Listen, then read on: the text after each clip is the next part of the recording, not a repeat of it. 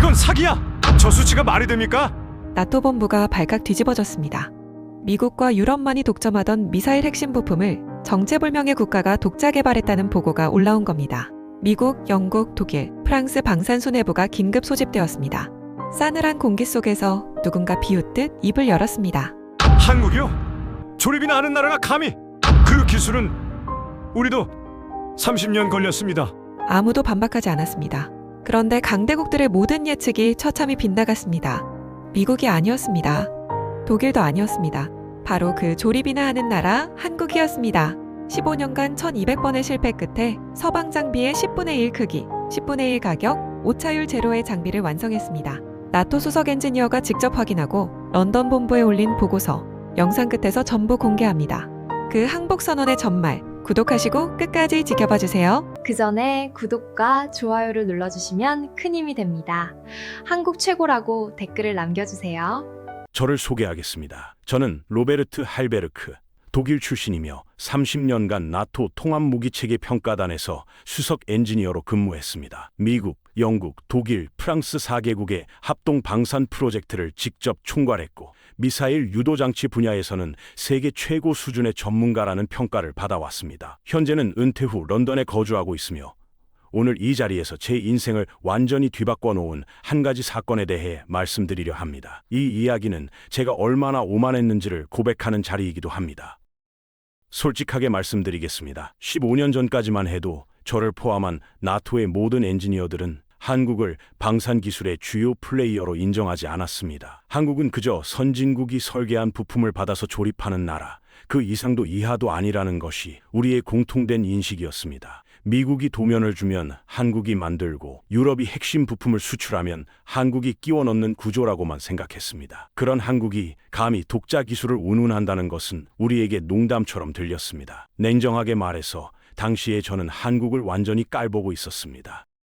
특히 미사일과 전투기의 두뇌에 해당하는 핵심 부품, 원자스핀 자이로스코프 분야에서 한국은 존재감 자체가 없었습니다. 이 부품은 미사일이 목표물을 정확히 찾아가도록 만드는 정밀 유도 장치의 심장으로 수십 년간 오직 미국과 유럽 몇 나라만이 독점해온 기술이었습니다. 독일과 프랑스는 이 기술 하나만으로도 수조 원의 수출 수익을 올리고 있었고 미국은 이 기술의 이전 자체를 국가 안보 사안으로 분류해 철저히 통제하고 있었습니다. 한국이 이 기술에 접근한다는 것은 처음부터 불가능한 일이었습니다.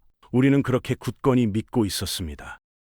그런데 어느 날 한국이 이 원자스핀 자이로스코프를 완전히 독자적으로 개발하는 데 성공했다는 소식이 날아들었습니다. 처음 그 보고를 접했을 때 저는 웃음이 나왔습니다. 주변 동료들도 마찬가지였습니다. 미국의 수석 분석관은 보고서를 읽다 말고 고개를 절레절레 흔들었고 영국 측 대표는 대놓고 콧방귀를 뀌었습니다. 우리 모두가 한 목소리로 같은 말을 했습니다. 한국이 만들었다고요? 그건 분명 과장이거나 거짓일 것이라고 말입니다. 독일 방산 대표는 특히 신랄했습니다. 그는 회의석상에서 한국은 기초과학 수준이 우리와는 비교 자체가 되지 않는 나라라며 아마 중국이나 러시아 기술을 몰래 들여와서 포장한 것일 거라고 단정지었습니다. 프랑스 대표도 거들었습니다. 한국이 조립 기술은 인정하지만 원천 기술을 가질 역량은 아직 한참 멀었다는 것이 그의 결론이었습니다. 이 자리에 한국 관계자가 있었다면 분명 치가 떨렸을 것입니다. 하지만 그때 한국은 그 자리에 초대조차 받지 못했습니다. 저는 이 소문의 실체를 직접 확인하겠다고 나섰습니다. 솔직히 말씀드리면 확인이라기보다는 한국의 허풍을 눈앞에서 까발려 주겠다는 의도가 더 컸습니다. 미국, 영국, 독일, 프랑스 4개국의 최정예 방산 전문가들로 구성된 나토 합동 시찰단을 제가 직접 이끌기로 했습니다. 총 12명의 세계 최고 권위자들이 모였고 각국 정부의 공식 승인까지 받았습니다. 이 시찰단의 비공식적인 목적은 단 하나, 한국의 주장이 엉터리임을 증명하는 것이었습니다. 출발 전날 밤 런던의 나토 본부에서 사전회의가 열렸습니다. 분위기는 그야말로 소풍 가는 학생들처럼 가벼웠습니다. 미국 측 대표는 한국에 가면 아마 전시용 모형 하나 보여주고 끝날 거라며 웃었고 독일 측 엔지니어는 한국 음식이나 기대하겠다며 농담을 던졌습니다. 그 누구도 한국에서 심각한 기술적 도전을 받으리라고는 상상조차 하지 않았습니다. 저 역시 마찬가지였습니다. 이 여행이 제 인생의 전환점이 될 줄은 꿈에도 몰랐습니다. 시찰단은 곧바로 한국으로 출발했습니다. 비행기 안에서도 분위기는 여전히 느긋했습니다. 영국 대표는 한국 측이 우리를 초대한 것 자체가 실수라며 전문가 앞에서 허점을 드러내면 국제적 망신이 될 것이라고 장담했습니다. 프랑스 대표는 서류 한 장이면 한국의 기술이 독자 개발이 아니라는 것을 입증할 수 있다며 자신만만한 표정을 지었습니다. 비행기가 한국 땅에 가까워질수록 우리의 자만심은 하늘을 찔렀습니다. 돌이켜보면 그것이 우리의 가장 큰 실수였습니다. 한국 공항에 도착한 순간부터 사실 약간의 이상한 기운이 느껴지기는 했습니다. 한국 측 안내 인원의 표정에는 긴장이 아니라 묘한 자신감이 서려 있었습니다. 보통 이런 국제 시찰에서 개발도상국 관계자들은 다소 위축된 모습을 보이기 마련인데 한국 측은 달랐습니다. 그들은 마치 오래 기다려왔다는 듯이 우리를 반기면서도 눈빛만은 단호했습니다. 저는 그때 느낀 그 미묘한 위화감을 무시했습니다. 그리고 그것은 크나큰 실수였습니다. 연구시설로 이동하는 차 안에서 미국 측 대표가 제가 조용히 물었습니다. 혹시 한국이 정말 해냈을 가능성은 없느냐고 말입니다. 저는 단호하게 고개를 저었습니다. 원자 스핀 자이로스코프를 독자 개발하려면 최소 30년의 기초 연구와 수십조 원의 투자가 필요한데 한국에는 그 어느 것도 없었다고 잘라 말했습니다. 저의 그 확신에 찬 대답이 얼마나 무지했던 것인지 불과 몇 시간 뒤에 뼈저리게 깨닫게 됩니다. 시찰 첫 일정은 한국의 국방과학연구소가 마련한 브리핑이었습니다. 우리 12명은 넓은 회의실에 나란히 앉았고 한국 측 책임 연구원이 단상에 올랐습니다. 그 연구원의 첫 마디가 아직도 제 귀에 생생합니다. 오늘 보여드리는 것은 시제품이 아닙니다. 이미 양산 단계에 돌입한 완제품입니다. 라고 했습니다. 그 순간 회의실의 공기가 미묘하게 바뀌었습니다. 하지만 저는 아직도 반신반의했습니다. 말이야 누구든 할 수 있으니까요. 브리핑이 끝나고 한국 측은 우리를 연구시설 내부로 안내하기 시작했습니다. 좁은 복도를 지나 보안 게이트를 통과하는 동안 저는 형식적인 구경이 될 것이라 예상했습니다. 그런데 보안 게이트 너머로 펼쳐진 광경은 제가 예상한 것과는 전혀 달랐습니다. 그곳에는 조용하고 허술한 실험실이 아니라 거대한 규모의 생산 라인이 돌아가고 있었습니다. 저는 발걸음을 멈추고 한동안 그 광경을 바라볼 수밖에 없었습니다. 바로 그 순간부터 모든 것이 바뀌기 시작했습니다.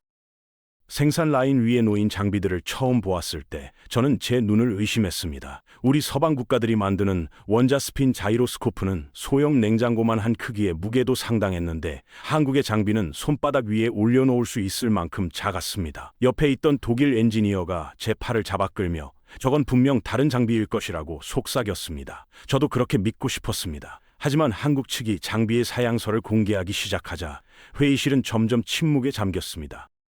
저는 30년간 이 분야에서 일하면서 기술 시찰에서 놀란 적이 단 한 번도 없었습니다. 미국의 최첨단 시설을 방문했을 때도 독일의 정밀 제조 공정을 확인했을 때도 늘 예상 범위 아니었습니다. 그런데 한국의 이 시설에서 저는 난생 처음으로 말문이 막히는 경험을 했습니다. 제 옆에 앉은 프랑스 대표는 메모하던 펜을 놓았고 영국 대표는 안경을 벗어 렌즈를 닦으며 시간을 벌고 있었습니다. 우리 모두가 같은 생각을 하고 있었지만 아무도 입 밖에 내지 못했습니다. 이건 우리가 예상한 것과 완전히 다르다는 것을 말입니다. 그날 밤 호텔로 돌아온 뒤 저는 한동안 잠을 이루지 못했습니다. 단순한 기술 충격이 아니었습니다. 30년간 쌓아온 제 자부심과 확신이 뿌리째 흔들리는 감각이었습니다. 한국을 깔보고 비웃고 무시해왔던 그 세월이 한꺼번에 떠올랐습니다. 그리고 내일 이어질 본격적인 성능 시연이 더욱 두려웠습니다. 만약 성능마저 우리의 것을 뛰어넘는다면 이것은 단순한 기술 격차가 아니라 세계 방체일서 자체가 바뀌는 사건이 되는 것이었습니다.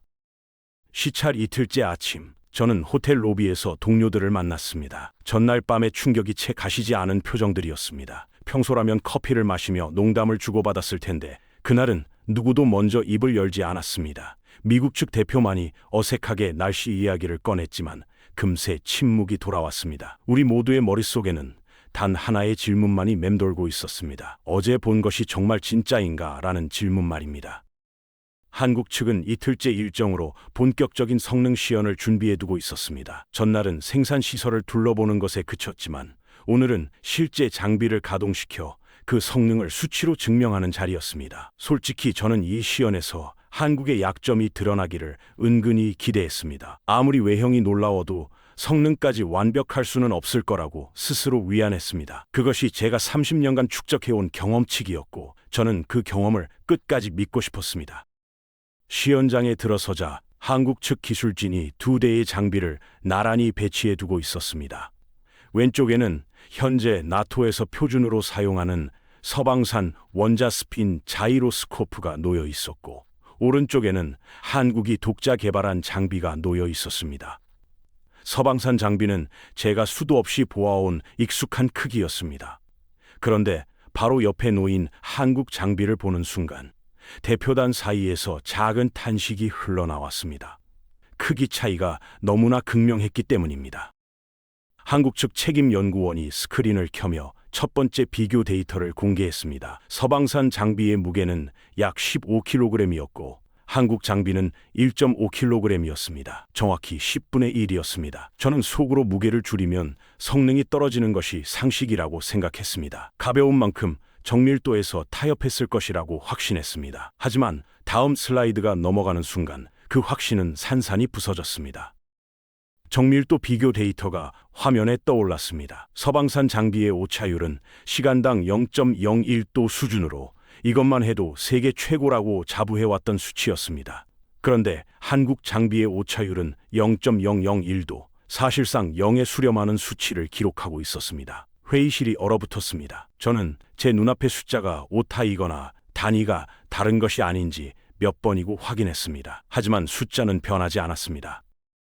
미국 측 대표가 자리에서 벌떡 일어나 한국 측의 데이터의 재검증을 요구했습니다. 그의 목소리에는 분명한 떨림이 섞여 있었습니다. 한국 측은 전혀 당황하지 않고 즉석에서 장비를 가동하여 실시간 측정을 시작했습니다. 스크린에 실시간으로 찍히는 수치들이 브리핑 자료와 정확히 일치했습니다. 미국 대표는 아무 말 없이 천천히 자리에 다시 앉았습니다. 그의 얼굴에서 혈기가 빠져나가는 것이 눈에 보였습니다.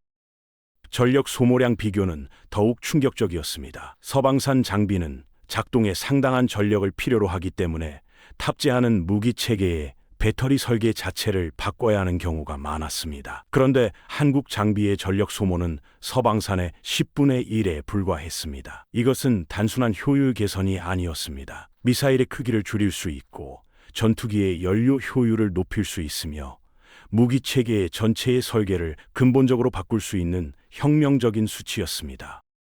독일 대표가 떨리는 손으로 수첩에 숫자를 받아 적으며 한국 측에 질문을 던졌습니다. 이 장비의 내구성 테스트는 어디까지 진행되었느냐는 것이었습니다. 한국 측은 영하 40도에서 영상 70도까지의 극한 환경 테스트를 이미 통과했으며 연속 가동 시간은 서방산 장비의 3배를 넘는다고 답했습니다. 독일 대표는 더 이상 질문을 하지 못했습니다. 그의 수첩 위에는 숫자 대신 물음표만이 가득 적혀 있었습니다. 프랑스 대표가 마지막 희망을 걸고 질문했습니다. 양산 단가가 얼마냐는 것이었습니다. 이 질문에는 계산이 깔려 있었습니다. 아무리 성능이 좋아도 가격이 비싸면 실전 배치는 어렵기 때문입니다. 서방산 원자스핀 자이로스코프의 대당 가격은 수십억 원에 달했고 이것이 우리의 마지막 보루라고 생각했습니다. 한국 측의 대답은 간결했습니다. 서방산 장비 가격의 10분의 1입니다. 라는 한마디였습니다.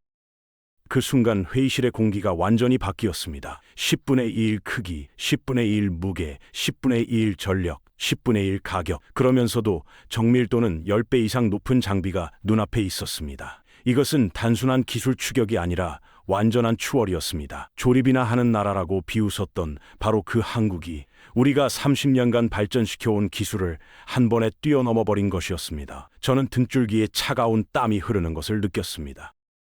한국 측은 여기서 멈추지 않았습니다. 다음 슬라이드에서 부품 국산화율을 공개했는데 그 수치는 98%였습니다. 이것이 왜 충격적인지 설명드리겠습니다. 서방 국가들은 핵심 부품의 상당수를 서로 교차 수입하는 구조입니다. 미국도 일부 부품은 독일에서, 독일도 특정 소재는 프랑스에서 가져옵니다. 그런데 한국은 거의 모든 부품을 자국 내에서 해결하고 있었습니다. 이것은 한국이 어떤 나라의 제재나 수출 통제에도 영향을 받지 않는 완전한 독립체계를 구축했다는 뜻이었습니다. 이어서 한국 측이 보여준 것은 이 장비의 실전 배치 현황이었습니다. 스크린에 캐구 자주포의 사진이 떠올랐습니다. 이미 한국의 차세대 K9 자주포에는 이 장비가 탑재 완료되어 실전 운용 테스트를 마쳤다고 했습니다. 다음으로 KF-2 전투기 사진이 등장했습니다. 한국이 독자 개발 중인 이 최신의 전투기에도 장착이 확정되었다는 설명이 이어졌습니다. 마지막으로 현무 미사일 시리즈의 이미지가 떴을 때 저는 심장이 멈추는 듯한 느낌을 받았습니다. 현무 미사일은 한국이 보유한 전략 타격 무기의 핵심입니다. 이 미사일에 오차율 제로에 가까운 유도 장치가 탑재된다는 것은 한국이 세계 최고 수준의 정밀 타격 능력을 갖추게 된다는 의미였습니다. 미국 대표의 얼굴이 하얗게 질렸습니다. 그는 이것이 한국의 억지력 수준을 몇 단계나 끌어올리는 결과라는 것을 누구보다 잘 이해하고 있었기 때문입니다. 한국은 이제 단순한 동맹국이 아니라 기술적으로 우리와 대등하거나 앞선 파트너가 되어 있었습니다. 시연이 모두 끝났을 때 회의실에는 길고 무거운 침묵만이 흘렀습니다. 아무도 박수를 치지 않았고 아무도 질문을 하지 않았습니다. 전날까지 한국을 비웃던 12명의 세계 최고 전문가들은 고개를 떨군 채 제각기 다른 곳을 바라보고 있었습니다. 영국 대표는 내내 입술을 깨물고 있었고 프랑스 대표는 닫힌 노트북 위에 손만 올려놓은 채 미동도 하지 않았습니다. 이것은 더 이상 기술 시찰이 아니었습니다. 패배의 확인이었습니다. 저는 의자에 등을 기대고 천장을 올려다보았습니다. 머릿속에서 하나의 문장이 계속 맴돌았습니다. 우리가 틀렸다는 것, 그리고 한국이 옳았다는 것이었습니다. 하지만 아직 한 가지 풀리지 않는 의문이 남아 있었습니다. 도대체 어떻게, 누구의 도움을 받아 이 기술을 완성한 것인지 저는 반드시 그 답을 알아내야 했습니다. 그래서 저는 시연이 끝난 직후 한국 측 책임 연구원에게 직접 면담을 요청했습니다. 그리고 그 면담에서 들은 이야기는 저를 진정으로 무릎 꿇게 만든 두 번째 충격이었습니다. 시연이 끝난 직후 저는 한국 측 책임 연구원과의 면담 자리에 앉았습니다. 저를 포함해 미국, 영국, 독일, 프랑스 대표 전원이 함께했습니다. 분위기는 불과 이틀 전과 완전히 달라져 있었습니다. 한국에 오기 전까지 우리는 심판관이었지만 이제는 해답을 구하는 학생의 처지가 되어 있었습니다. 저는 단도직입적으로 물었습니다. 도대체 누구의 기술을 이전받아 이것을 만든 것이냐고 말입니다. 한국 측 책임연구원은 제 질문을 듣고 잠시 침묵했습니다. 그리고 아주 천천히 입을 열었습니다. 아무도 도와주지 않았습니다. 라는 것이 그의 첫마디였습니다. 저는 처음에 그 말을 겸손한 표현이라고 생각했습니다. 어떤 기술이든 완전한 독자 개발은 거의 불가능하고 어딘가에서 반드시 씨앗을 받기 마련이기 때문입니다. 하지만 그가 이어서 한 말은 저의 그런 추측마저 완전히 뒤엎었습니다. 그 연구원은 15년 전으로 이야기를 거슬러 올라갔습니다. 당시 한국은 원자 스핀 자이로스코프의 중요성을 절감하고 있었지만 기초 기술조차 확보하지 못한 상태였다고 합니다. 한국의 미사일과 전투기는 모두 서방에서 수입한 유도 장치에 의존하고 있었고 만약 서방이 수출을 중단하면 한국의 핵심 무기 체계가 하루아침에 무력화될 수 있는 위험한 구조였습니다. 이 위기의식 속에서 한국은 미국과 유럽의 기술 이전을 공식 요청했습니다. 그것은 동맹국으로서 당연한 협력 요청이었습니다. 그런데 돌아온 답변은 한국의 예상을 완전히 벗어난 것이었습니다. 미국은 이 기술은 최상위 기밀이며 어떤 동맹국에도 이전할 수 없다며 이런 지하에 거절했습니다. 그것까지는 이해할 수 있었다고 합니다. 하지만 거절의 방식이 문제였습니다. 미국 측 담당자는 한국에 이런 말을 했다고 합니다. 한국은 부품을 사서 조립하면 되는 것이지 왜 굳이 원천 기술까지 필요로 하느냐는 것이었습니다. 이 한마디가 한국 연구진의 가슴에 깊은 상처를 남겼습니다. 유럽의 반응은 더욱 모욕적이었습니다. 한국이 독일의 기술 협력을 타진했을 때 독일 측은 처음에 관심을 보이는 척했다고 합니다. 하지만 실무 협의가 시작되자 독일은 갑자기 태도를 바꾸었습니다. 핵심 기술은 빼고 외곽 기술만 이전하겠다는 조건을 내걸었는데 그마저도 터무니없는 가격을 불렀습니다. 사실상 한국의 빈 껍데기만 비싸게 팔겠다는 것이었습니다. 프랑스와 영국도 비슷한 태도였습니다. 한국은 기술을 구걸하는 입장에서 모욕만 안고 돌아와야 했습니다. 더 가슴 아픈 일은 그 이후에 벌어졌습니다. 한국이 독자 개발의 뜻을 밝히자 서방 국가들은 한국을 비웃는 것을 넘어 적극적으로 방해하기 시작했습니다. 핵심 소재의 수출을 통제하고 관련 학술 교류를 차단했으며 심지어 국제학회에서 한국 연구자들의 발표 기회까지 제한했다고 합니다. 한국의 기술 자립을 막으려는 조직적인 견제였습니다. 저는 이 이야기를 듣는 순간 얼굴이 뜨거워졌습니다. 왜냐하면 그 견제에 제가 소속된 나토도 관여하고 있었기 때문입니다. 모든 문이 닫힌 상황에서 한국의 젊은 연구원들은 맨바닥에서 시작해야 했습니다. 참고할 논문도, 벤치마킹할 기술도, 조언을 구할 선배 연구자도 없었습니다. 원자 스핀 자이로스코프의 원리를 이해하기 위해 기초 물리학 교과서부터 다시 펼쳐야 했다고 합니다. 대학원을 갓 졸업한 20대 후반의 젊은 연구원들이 이 불가능해 보이는 임무를 맡았습니다. 누구도 그들이 성공할 거라고 기대하지 않았고, 심지어 한국 내부에서조차 회의적인 시선이 많았습니다. 첫 3년은 그야말로 암흑기였다고 합니다. 기본 설계조차 잡히지 않았고 실험 장비를 제대로 갖추지도 못한 상태에서 수백 번의 실패가 이어졌습니다. 연구비는 턱없이 부족했고 매년 성과 보고를 할 때마다 프로젝트 폐기 압박에 시달려야 했습니다. 젊은 연구원들은 밤낮 없이 연구실에 매달렸지만 결과는 나오지 않았습니다. 동기들은 하나둘 연구소를 떠났고 남은 이들의 어깨 위에는 더 무거운 짐이 쌓여만 갔습니다. 책임 연구원은 이 대목에서 목소리가 잠시 떨렸습니다. 그는 당시의 분위기를 이렇게 표현했습니다. 매일 아침 연구실 문을 열 때마다 오늘도 실패할 것이라는 확신과 싸워야 했고, 그 확신에도 불구하고 연구실 문을 여는 것이 자신들의 유일한 무기였다고 말입니다. 저는 이 말을 듣는 순간 가슴이 먹먹해졌습니다. 수천 킬로미터 떨어진 곳에서 우리가 비웃고 있을 때 이 젊은이들은 이를 악물고 버티고 있었던 것입니다. 5년이 지나도 의미 있는 진전은 없었습니다. 7년째에 접어들자 한국 정부 내에서도 이 프로젝트를 중단해야 한다는 목소리가 커졌다고 합니다. 예산 심의 때마다 성과 없는 프로젝트에 왜 계속 돈을 투입하느냐는 비판이 쏟아졌습니다. 하지만 연구팀은 포기하지 않았습니다. 그들은 상부에 단 한 번만 더 기회를 달라고 간청했고 매번 그 한 번의 기회를 얻어내기 위해 모든 것을 걸었습니다. 그리고 그 끈질긴 투쟁이 결국 역사를 바꾸게 됩니다. 10년째 되던 해, 마침내 첫 번째 돌파구가 열렸습니다. 원자의 스핀을 정밀하게 제어하는 핵심 알고리즘을 세계 최초로 구현하는 데 성공한 것입니다. 하지만 그 성공은 고작 10초 동안만 유지되었습니다. 10초 뒤에 장비는 멈추었고 데이터는 사라졌습니다. 그래도 그 10초는 한국 연구진에게 천금 같은 순간이었습니다. 불가능하다고 여겨졌던 일이 10초만이라도 가능하다는 것이 증명된 순간이었기 때문입니다.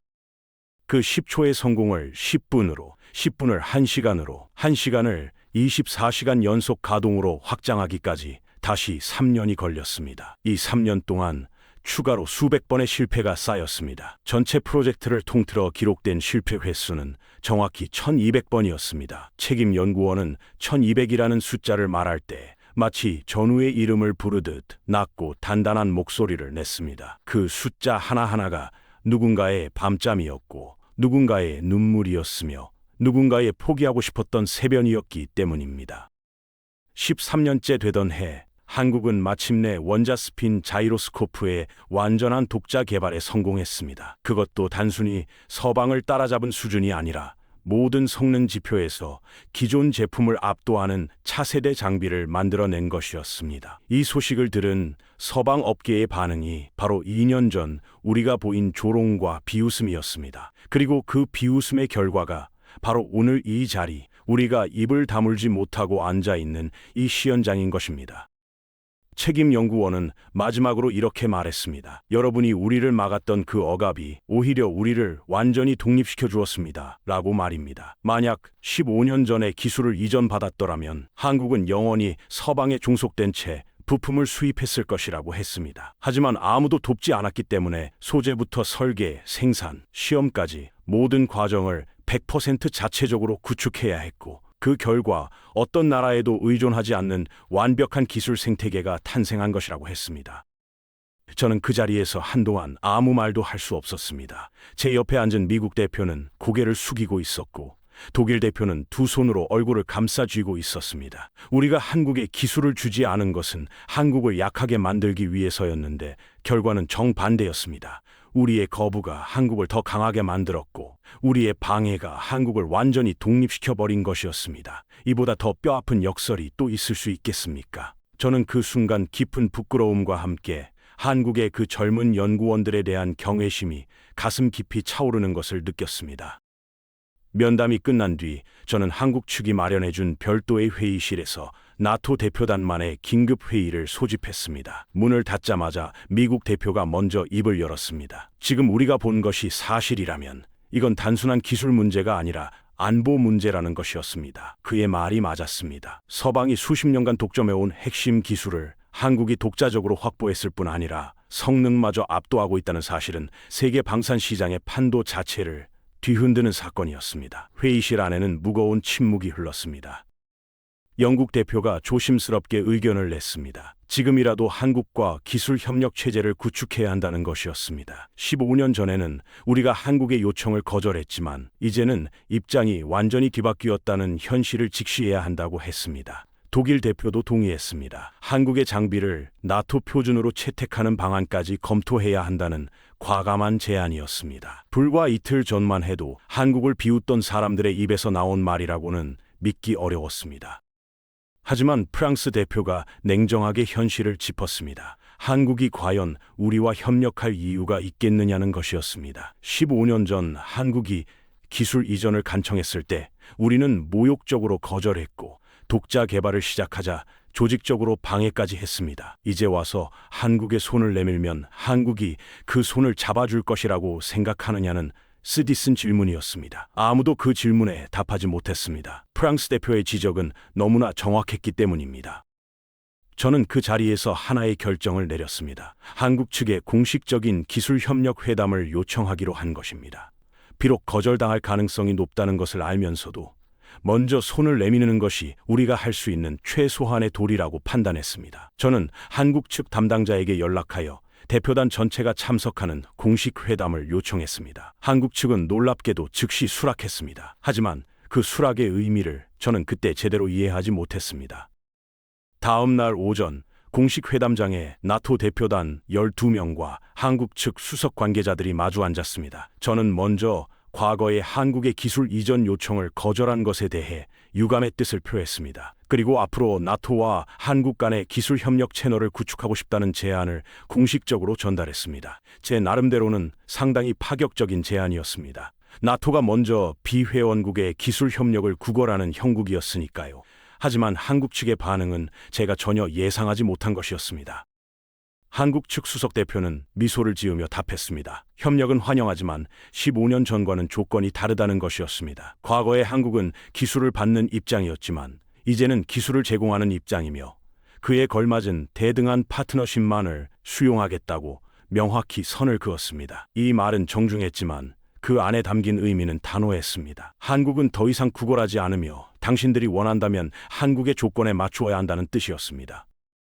미국 대표가 자존심을 누르고 구체적인 협력 방안을 물었습니다. 예를 들어 한국의 장비를 나토에 납품하는 계약을 체결할 수 있겠느냐는 것이었습니다. 한국 측은 가능하다고 답했지만 한 가지 조건을 덧붙였습니다. 기술 이전은 없다는 것이었습니다. 완제품은 수출할 수 있으나 설계도와 핵심 알고리즘은 한국 밖으로 나갈 수 없다고 했습니다. 15년 전 미국이 한국에 했던 바로 그 말을 이제 한국이 미국에 되돌려준 것이었습니다. 그 순간 회담장의 공기가 얼어붙었습니다. 미국 대표의 얼굴이 붉어졌다가 다시 창백해졌습니다. 자신이 속한 나라가 과거에 한국에 던진 바로 그 논리를 고스란히 돌려받고 있다는 사실을 깨달은 것입니다. 독일 대표도 비슷한 표정을 지었습니다. 우리가 한국에 빈 껍데기만 비싸게 팔려 했던 것을 한국이 정확히 기억하고 있다는 것을 느꼈기 때문입니다. 프랑스 대표는 쓴 웃음을 지으며 고개를 끄덕였습니다. 이것은 복수가 아니라 정당한 대가였습니다. 하지만 한국 측은 여기서 문을 완전히 닫지는 않았습니다. 수석 대표는 한국은 과거의 원한으로 미래를 닫는 나라가 아니라고 했습니다. 진정성 있는 협력을 원한다면 한국은 언제든 열려 있으며 다만 그 협력은 일방적인 것이 아니라 쌍방이 동등하게 이익을 나누는 구조여야 한다고 했습니다. 이 말을 듣는 순간 저는 한국이라는 나라가 가진 품격에 다시 한번 감탄했습니다. 압도적인 우위에 있으면서도 상대를 완전히 짓밟지 않는 절제가 거기에 있었습니다. 회담이 끝나고 회의실을 나서는 길에 독일 대표가 제 옆으로 다가왔습니다. 그는 낮은 목소리로 말했습니다. 우리가 15년이나 뒤처졌다는 것이 이제야 실감난다고 말입니다. 그 말에는 기술적 판단뿐 아니라 자신의 오만에 대한 깊은 후회가 담겨 있었습니다. 저도 같은 심정이었습니다. 15년이라는 시간은 방산 기술에서 세대 차이를 의미합니다. 우리가 한국을 따라잡으려면 최소 10년 이상의 집중 투자가 필요하다는 뜻이었고, 그마저도 한국이 가만히 기다려줄 리 없었습니다. 시찰 마지막 날 오후, 한국 측은 별도의 특별 브리핑을 준비해 두고 있었습니다. 저는 이미 충분히 충격을 받았다고 생각했기에 더 이상 놀랄 일은 없을 거라고 스스로 다독였습니다. 하지만 이 마지막 브리핑이 진정한 마무리 일격이 될 줄은 그때는 알지 못했습니다. 한국 측은 우리를 다시 대형 회의실로 안내했고, 스크린에는 완전히 새로운 제목이 떠올라 있었습니다. 그 제목을 읽는 순간 저는 숨이 멎는 듯한 충격을 받았습니다. 스크린에는 차세대 양자 자이로스코프 개발 로드맵이라는 글씨가 선명하게 적혀 있었습니다. 양자 자이로스코프는 현재의 원자 스핀 자이로스코프를 완전히 대체할 미래의 기술입니다. 양자 역학의 원리를 활용해 원자 수준이 아닌 양자 수준에서 움직임을 감지하는 장비로, 이것이 실현되면 현존하는 모든 유도 기술이 한순간에 구식이 되어버립니다. 나토에서조차 이 기술의 상용화는 최소 20년 뒤에나 가능할 것으로 전망하고 있었습니다.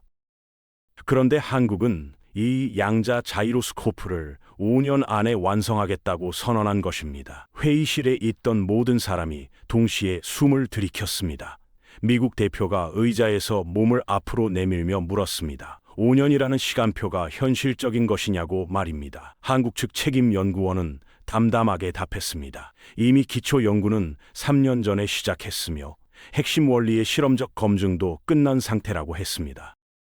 이것이 의미하는 바는 명확했습니다. 한국은 현재의 승리에 안주하지 않고 이미 다음 세대의 전쟁을 준비하고 있었던 것입니다. 우리가 한국의 현재 기술에 경악하고 있는 동안 한국은 이미 미래를 향해 달리고 있었습니다. 나토가 20년 뒤에나 도달할 것이라 예상한 지점에 한국은 5년 뒤에 서겠다고 말하고 있었습니다. 이것은 추격이 아니었습니다. 완전한 선도, 그것도 압도적인 격차를 벌리며 앞서가겠다는 선전포고였습니다. 저는 그 순간 등골이 서늘해지는 것을 느꼈습니다. 현재 기술에서 진 것은 뼈아프지만 받아들일 수 있었습니다. 하지만 미래 기술에서까지 주도권을 빼앗긴다면 이것은 일시적인 패배가 아니라 구조적이고 영구적인 전환이 되는 것이었습니다. 서방이 방산 기술의 중심이었던 시대가 끝나고 새로운 축이 형성되고 있다는 것을 온몸으로 실감했습니다. 미국 대표는 회의실을 나서자마자 워싱턴에 긴급 보고 전화를 걸었고, 독일과 프랑스 대표도 각각 본국의 상황을 타전했습니다. 그들의 목소리에는 다급함을 넘어선 공포가 서려 있었습니다. 한국에서의 마지막 밤이었습니다. 저는 호텔방에 혼자 앉아 창밖을 바라보고 있었습니다. 서울의 야경이 끝없이 펼쳐져 있었지만 그 아름다운 불빛들이 제 눈에는 하나도 들어오지 않았습니다. 머릿속에는 지난 사흘간 벌어진 일들이 파노라마처럼 스쳐 지나갔습니다. 한국을 비웃으며 비행기에 올랐던 이틀 전에 제가, 지금의 저와는 완전히 다른 사람처럼 느껴졌습니다. 저는 30년 경력의 나토 수석 엔지니어가 아니라 세상을 너무 좁게 봐온 한 명의 오만한 인간에 불과했습니다. 그날 저녁, 나토 대표단 전원이 호텔 식당에 모였습니다. 누군가 만찬을 제안한 것이 아니라 각자 방에서 혼자 있기가 견디기 어려웠던 것입니다. 식탁에 음식이 차려졌지만 누구도 젓가락을 들지 않았습니다. 미국 대표가 먼저 무거운 입을 열었습니다. 방금 워싱턴과 통화를 마쳤는데 본국에서도 이 사태의 심각성을 인지하기 시작했다는 것이었습니다. 미국 국방부가 한국의 원자 스핀 자이로스코프 기술에 대한 긴급 분석 보고서를 요청해 왔다고 했습니다. 독일 대표도 비슷한 상황이었습니다. 베를린의 연방 국방부에서 즉각적인 서면 보고를 요구해 왔으며, 특히 한국의 양자 자이로스코프 개발 로드맵에 대해 상세한 분석을 원한다고 했습니다. 프랑스 대표는 파리로부터 더 직접적인 지시를 받았습니다. 한국과의 기술 협력 가능성을 타진하되 프랑스의 기술적 자존심이 훼손되지 않는 방식을 찾으라는 것이었습니다. 이 지시 자체가 이미 프랑스의 자존심이 무너졌다는 것을 증명하고 있었습니다. 영국 대표는 런던과의 통화 내용을 공유하며 한숨을 내쉬었습니다. 영국 국방부는 한국의 기술이 나토의 전력 균형에 미치는 영향을 즉시 평가하라고 했다고 합니다. 그리고 한 가지를 덧붙였습니다. 런던에서 가장 우려하는 것은 현재의 기술 격차가 아니라 한국이 선언한 양자 자이로스코프의 5년 완성 계획이라는 것이었습니다. 만약 그것이 현실이 된다면 서방의 전체 미사일 방어 체계가 한 세대 뒤처지는 결과를 낳을 수 있다는 분석이었습니다. 저는 동료들의 이야기를 들으며 한 가지 사실을 점점 더 명확하게 깨달았습니다. 이것은 단순히 하나의 부품에서 뒤처진 것이 아니라 방산 기술의 패권 자체가 이동하고 있다는 신호였습니다. 원자 스핀 자이로스코프는 미사일, 전투기, 잠수함, 우주 발사체 등 거의 모든 첨단 무기 체계에 들어가는 핵심 중의 핵심 부품입니다. 이 부품의 주도권을 잃는다는 것은 그 위에 세워진 모든 무기 체계의 경쟁력을 잃는다는 뜻이었습니다. 한국은 뿌리를 장악한 것이었습니다. 미국 대표가 식탁 위에 손을 짚으며 심각한 표정으로 말했습니다. 자신이 가장 두려운 것은 기술 격차 자체가 아니라 한국의 속도라고 했습니다. 서방은 원자 스핀 자이로스코프를 개발하는데 30년이 걸렸는데 한국은 15년 만에 그것을 뛰어넘었습니다. 그리고 이제 양자 자이로스코프를 5년 안에 완성하겠다고 합니다. 기술 발전의 속도 자체가 서방과 차원이 다르다는 것이었습니다. 이 속도의 차이가 유지된다면 격차는 시간이 갈수록 벌어질 수밖에 없었습니다. 독일 대표가 그 맥락에서 뼈아픈 분석을 내놓았습니다. 한국이 이 속도를 낼 수 있었던 원인이 어디에 있는지 생각봐야 한다는 것이었습니다. 서방은 기존 기술에 안주하며 점진적인 개선만을 추구해 왔습니다. 이미 시장을 독점하고 있었기 때문에 혁신의 동기가 부족했던 것입니다. 반면 한국은 아무것도 없는 상태에서 시작했기에 기존의 틀에 얽매이지 않고 완전히 새로운 방식으로 접근할 수 있었다고 했습니다. 우리의 독점이 우리를 게으르게 만들었다는 자기 비판이었습니다. 프랑스 대표가 더 근본적인 질문을 던졌습니다. 한국의 진짜 무기는 기술 자체가 아니라 사람이 아니겠느냐는 것이었습니다. 1200번의 실패를 견디고 15년을 한 가지 목표에 매달린 그 연구원들의 집념이야말로 어떤 예산이나 시설로도 대체할 수 없는 한국의 진정한 경쟁력이라고 했습니다. 저는 그 말에 깊이 공감했습니다. 우리 서방에는 그런 수준의 헌신과 인내를 보여준 연구팀이 있었던가를 스스로에게 물었고 솔직히 답을 찾기 어려웠습니다. 식사 자리가 길어지면서 대화의 분위기는 점점 더 무거워졌습니다. 미국 대표가 조용히 그러나 단호하게 말했습니다. 우리가 지금 해야 할 일은 변명이 아니라 인정이라고 했습니다. 한국이 우리를 이겼다는 사실을, 그것도 우리가 철저하게 방해했는데도 이겼다는 사실을 있는 그대로 본국에 보고해야 한다는 것이었습니다. 체면을 살리려는 어떤 수식어도 붙이지 말고 사실만을 전달해야 한다고 강조했습니다. 저는 미국 대표의 그 말에 동의하면서도 한 가지를 더 덧붙여야 한다고 생각했습니다. 단순히 한국이 이겼다는 사실 보고를 넘어서 왜 이런 일이 벌어졌는지, 그리고 앞으로 무엇을 해야 하는지에 대한 제안까지 담아야 한다고 말입니다. 저는 그 자리에서 보고서의 큰 골격을 머릿속으로 그리기 시작했습니다. 그것은 기술 분석 보고서가 아니라 30년간 세계 방산의 정점에 있었던 나토의 자기 반성문이 될 것이었습니다. 밤이 깊어지면서 대표단은 하나둘 자리에서 일어났습니다. 내일이면 한국을 떠나 각자의 나라로 돌아가야 했습니다. 독일 대표가 떠나기 전에 제게 다가와 한마디를 남겼습니다. 이번 시찰은 자신의 30년 경력에서 가장 수치스러운 경험이었지만 동시에 가장 값진 교훈이었다고 말입니다. 저도 같은 생각이었습니다. 수치와 교훈이라는 두 단어가 이렇게 자연스럽게 공존할 수 있다는 것을 한국이 우리에게 가르쳐준 것이었습니다. 자리를 정리하고 호텔 엘리베이터를 기다리는 동안 미국 대표가 제 어깨를 가볍게 두드렸습니다. 그리고 아주 낮은 목소리로 물었습니다. 우리가 만약 15년 전에 한국의 기술을 순순히 넘겨줬다면 어떻게 되었을 거라고 생각하느냐고 말입니다. 저는 잠시 생각한 뒤 답했습니다. 아마 한국은 지금처럼 강해지지 못했을 것이라고 말입니다. 우리에게 의존하는 구조가 고착되었을 것이고 독자적인 기술 생태계는 영영 구축되지 않았을 것이라고 했습니다. 미국 대표가 쓴 웃음을 지으며 고개를 끄덕였습니다. 그러니까 결국 우리가 한국의 은인인 셈이냐고 자조적으로 말했습니다. 저는 그 농담에 웃지 못했습니다. 왜냐하면 그것은 반쯤 진실이었기 때문입니다. 우리의 거부와 방해가 한국에 상처를 주었지만 바로 그 상처가 한국을 단련시키고 결국 우리를 뛰어넘게 만든 연료가 되었습니다. 이보다 더 잔인하면서도 아름다운 역설이 있을 수 있겠습니까? 저는 그날 밤 잠을 이루지 못한 채 런던으로 돋아야 할 보고서의 첫 문장을 머릿속에서 수백 번 고쳤었습니다. 다음 날 아침 한국 공항으로 향하는 차 안에서 저는 차창 밖을 바라보며 이 나라를 다시 보았습니다. 불과 사흘 전에 이 같은 길을 지나올 때는 아무 감흥이 없었습니다. 하지만 이제는 달랐습니다. 이 도시의 빌딩 하나하나, 도로 하나하나가 다르게 보였습니다. 이 모든 것을 짧은 시간 안에 읽어낸 나라가 방산 기술에서도 같은 저력을 보여준 것이라는 생각이 들었습니다. 한국의 힘은 자원이나 인구에 있는 것이 아니라 절대 포기하지 않는 사람들에게 있다는 것을 비로소 이해하게 되었습니다. 공항 출국장에서 한국 측 안내 인원이 우리를 배웅했습니다. 그들은 처음 만났을 때와 마찬가지로 정중하면서도 당당했습니다. 저는 그 안내 인원에게 악수를 청하며 진심으로 감사하다고 말했습니다. 그것은 시차를 잘 준비해 준 것에 대한 감사가 아니었습니다. 우리의 오만함을 깨뜨려 준 것, 세상이 바뀌고 있다는 것을 눈앞에서 보여준 것, 그리고 한국의 연구원들이 보여준 불굴의 의지에서 깊은 감동을 받은 것에 대한 감사였습니다. 비행기가 이륙하고 한국 땅이 점점 작아질 때 저는 이제 진짜 전쟁이 시작된다는 것을 알고 있었습니다. 런던에서 써야 할 보고서가 기다리고 있었습니다.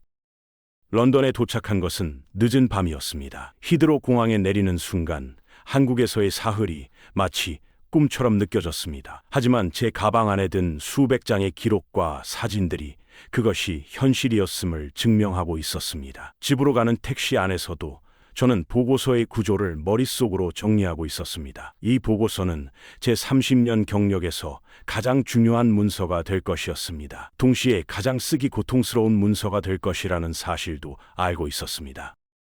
다음 날 아침, 저는 런던의 나토 유럽 연락본부로 출근했습니다. 사무실에 들어서자마자 이미 여러 통의 긴급 연락이 와 있었습니다. 미국 국방부, 독일 연방국방부, 프랑스 국방부, 영국 국방부 할 것 없이 시찰 결과에 대한 상세 보고를 촉구하고 있었습니다. 소문은 이미 퍼지고 있었습니다. 나토의 최정예 기술 시찰단이 한국에서 충격을 받고 돌아왔다는 이야기가 각국 국방부 내부에서 빠르게 확산되고 있었던 것입니다. 저는 사무실 문을 닫고 컴퓨터 앞에 앉았습니다. 빈 문서를 열고 커서가 깜빡이는 화면을 한참 동안 바라보았습니다. 첫 문장을 어떻게 시작해야 할지 쉽게 결정이 나지 않았습니다. 기술적 용어로 시작할 수도 있었고 시찰 일정을 순서대로 나열할 수도 있었습니다. 하지만 저는 다른 방식을 선택했습니다. 가장 솔직한 한 문장으로 시작하기로 한 것입니다. 저는 키보드 위에 손을 올리고 첫 문장을 타이핑했습니다. 우리가 틀렸습니다. 라고 말입니다.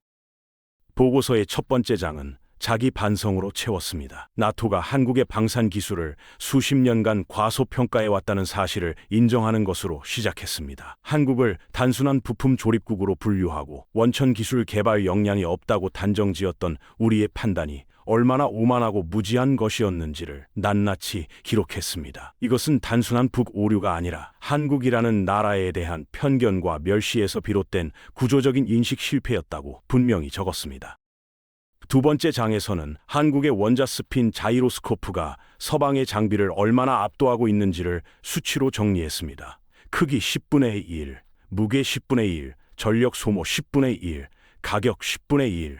그러면서도 정밀도는 10배 이상이라는 비교표를 첨부했습니다. 부품 국산화율 98%라는 수치도 빠뜨리지 않았습니다. 그리고 이 장비가 이미 K9 자주포, KF-21 전기, 현무 미사일의 실전 배치를 앞두고 있다는 사실까지 기록했습니다. 숫자만으로도 충분히 충격적인 내용이었습니다. 세 번째 장은 15년간의 개발 과정에 대한 기록이었습니다. 한국이 기술 이전을 요청했다가 거절당한 경위, 서방의 조직적인 방해, 그리고 그 속에서 1200번의 실패를 딛고 독자 기술을 완성한 한국 연구진의 이야기를 담았습니다. 이 장을 쓰는 동안 저는 몇 번이나 키보드에서 손을 떼야 했습니다. 우리가 한 일이 얼마나 부끄러운 것이었는지를 글로 옮기는 작업은 생각보다 고통스러웠습니다. 하지만 사실을 숨기거나 미화하는 것은 더 큰 수치가 될 것이었기에 있는 그대로 적었습니다. 네 번째 장에서 저는 이 보고서의 핵심 결론을 내렸습니다. 첫 번째 결론은 이것이었습니다. 우리가 한국의 기술 자립을 막으려 했던 모든 시도가 역효과를 냈으며 우리의 오만과 견제가 오히려 한국을 완전히 독립적인 기술 강국으로 만들어 주었다는 것입니다. 두 번째 결론은 더욱 뼈아픈 것이었습니다. 한국은 이제 기술을 받는 나라가 아니라 기술을 주는 나라이며 이 현실을 받아들이지 못하면 뒤처지는 것은 우리라는 것입니다. 5번째 장에는 한국의 양자 자이로스코프 개발 계획에 대한 분석을 담았습니다. 나토가 20년 뒤에나 가능할 것으로 전망한 기술을 한국이 5년 안에 완성하겠다고 선언했으며 이미 기초 연구와 실험적 검증까지 끝낸 상태라는 사실을 상세히 기술했습니다. 저는 이 부분에 한 줄을 덧붙였습니다. 만약 한국이 이 일정표를 지킨다면 서방의 정밀 유도 무기 체계는 한 세대 뒤처지게 되며 그 격차를 따라잡는 것은 사실상 불가능해질 수 있다고 말입니다. 6번째이자 마지막 장에는 나토가 취해야 할 행동 방안을 제시했습니다. 첫째, 즉시 한국에 공식적인 기술 협력을 요청해야 한다고 적었습니다. 둘째, 그 협력은 과거처럼 일방적인 구조가 아니라 한국을 대등한 파트너로 인정하는 쌍무적 구조여야 한다고 강조했습니다. 셋째, 나토 내부의 기술 개발 체계를 근본적으로 혁신해야 하며 독점에 안주했던 관행을 완전히 버려야 한다고 제안했습니다. 이 행동 방안의 이면에는 하나의 메시지가 담겨 있었습니다. 지금 당장 한국의 고개를 숙이지 않으면 우리가 도태된다는 것이었습니다.